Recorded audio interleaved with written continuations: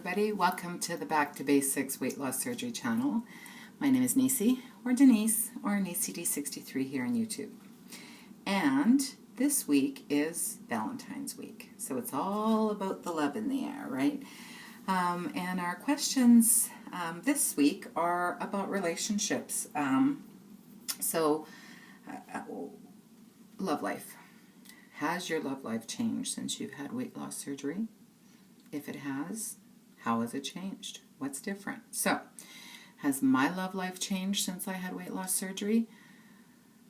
No, not really.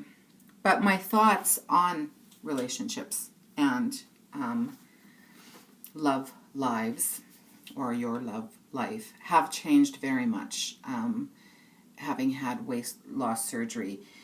You know, we've been talking a lot about the internal self-love in the last couple of videos that I've done anyways here. And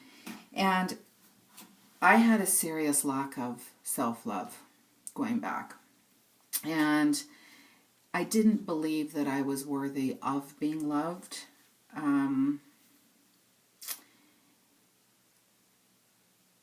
And I believe that there was probably something wrong with me because I was the girl that didn't have a boyfriend in high school, right?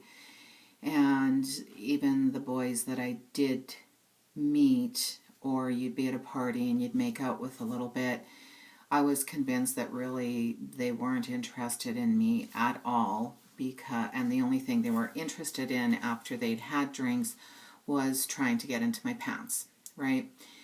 And I would walk away from that because I couldn't imagine that anybody could care for me without an ulterior motive or for more than just sex.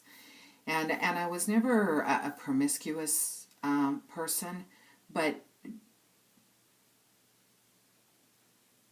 that's just how I always felt. I just felt like, you know, and it came from a lack of self-love, believing that I wasn't worthy of anything more than that, right? And it took a while for me to recognize the fact that I would self-sabotage, right? So, like I remember just shortly after high school going to a wedding one time. A cousin was getting married and it was out of town, and so there were a lot of people around that I didn't know at this wedding, right, from the bride side of the family, and one of the bartenders behind the bar was this quite charming young man, and you know, he was quite good looking, and he had been flirting with me all night, and I couldn't imagine this, you know. And so after the wedding was over, there was, you know, the party that followed the wedding, and so he came down to the party, and like he hung around, and he was like the sweetest little guy, not little guy, he was actually quite a tall guy, but he was the sweetest man, and we were, I don't know, probably early to mid-20s at the time, I think. And so, like, and I mean, he catered to me, he you know, he got me drinks. He was just super, super sweet. And the party went quite late, and as the sun started to come up, he asked me if I wanted to get a coffee and go watch the sun come up. So I'm thinking, oh yeah, he's going to try and make his moves, right? But I said, sure, let's go. So he drove me a few miles out of town to this beautiful lake, and he had picked up coffee and some donuts, and we sat on the beach and we watched the sun come up, and I'm sure we kissed a couple of times, but I honestly don't remember that part of it. We just talked and watched the sun come up. And then he drove me back into town and dropped me off at the hotel that I was staying at. And I looked at him and said, well, have a good life. And I will never forget the look of hurt on his face, because I think he actually was going to possibly ask me for my number. But in my mind's eye, it was like I was never going to see him again because nobody ever called again, right? And so again, it ties back to that lack of belief that anybody would want to ask me for my number, right? So fast forward to today. How has that changed?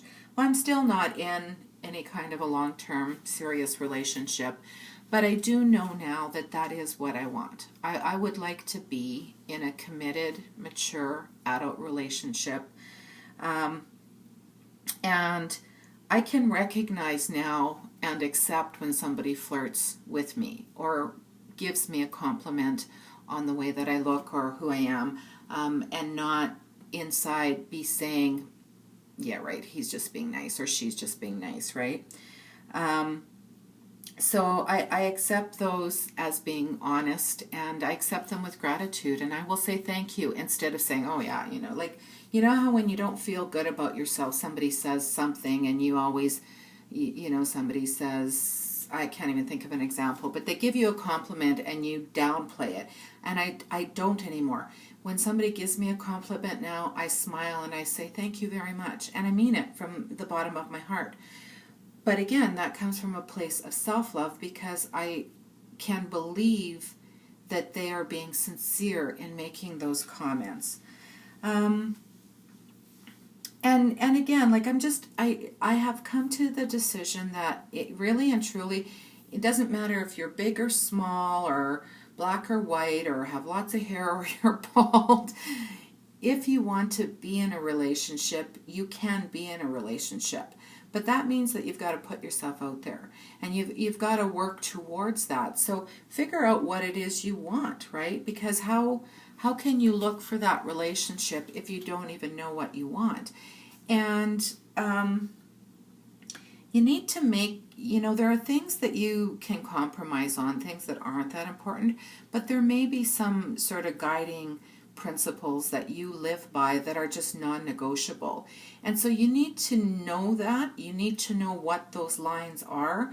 And you need to make sure that anybody that you start to talk about a potential relationship with is aware of what those deal breakers are too, right? Because you don't want to get 6 months down the road and then realize that this is somebody that you can't share your life with long term because you just basically come from a different philosophy in life. And know that and I mentioned this earlier, it's okay to have expectations as long as you're making those expectations clear. Don't expect them to be able to read your mind, but if you make your expectations clear, you're worthy of expecting to be treated well, be respected, and to not expect less. You're not less than, so don't settle for less than what you want. Now, don't expect everybody to be perfect, because that's probably not going to happen either. But it's okay to have some expectations, and it's very okay to not settle. And by settle, I don't mean necessarily that there's anything wrong with them.